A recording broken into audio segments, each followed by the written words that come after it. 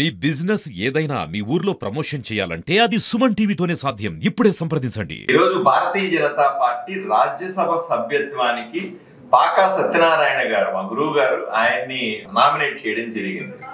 ఈ మూడు విషయాలు స్పష్టంగా మనం చెప్పాలి.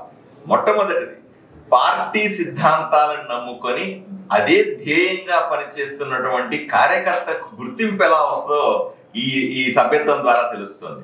40 సంవత్సరాలుగా పార్టీ వివిధ కార్యక్రమాల్లో పాల్గొంటూ పార్టీనే నమ్ముకొని ఎన్ని పార్టీల్లో అవకాశం వచ్చినప్పటికీ కూడా పెద్ద పదవులు ఇస్తామన్నా కూడా వదిలిపెట్టి పార్టీ సిద్ధాంతాన్ని నరనరాన జీర్ణించుకున్నటువంటి పాకా సత్యనారాయణ గారి లాంటి కార్యకర్తలను ఈ రోజు మనం రాజ్యసభ సభ్యత్వం ఇచ్చి గౌరవించుకోవడం మొదటి అంశం.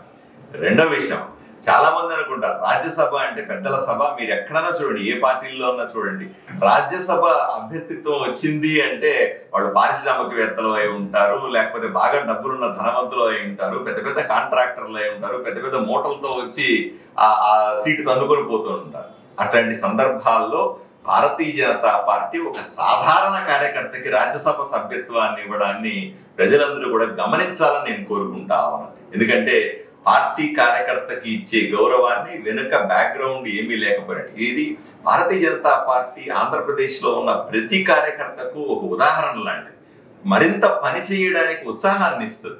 ఏదో రోజుకి మనం పడుతున్న కష్టం పార్టీ గుర్తిస్తుంది అని చెప్పడానికి ఇది చక్కటి ఉదాహరణగా నేను చూడమని చెప్తాను.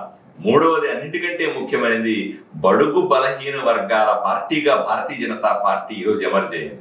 ఎంతో మంది పార్టీ కష్టపడుతున్నప్పటికీ కూడా, ఎంతో మంది అభ్యర్థిత్వాన్ని కోరుకుంటున్నప్పటికీ కూడా భారతీయ జనతా పార్టీ బడుగు బలహీన వర్గాల పట్ల, ఒక బీసీ పట్ల ఈరోజు తన నిబద్ధన చాటుకుంది, ఆ అభ్యర్థిత్వాన్ని ఖరారు చేసింది.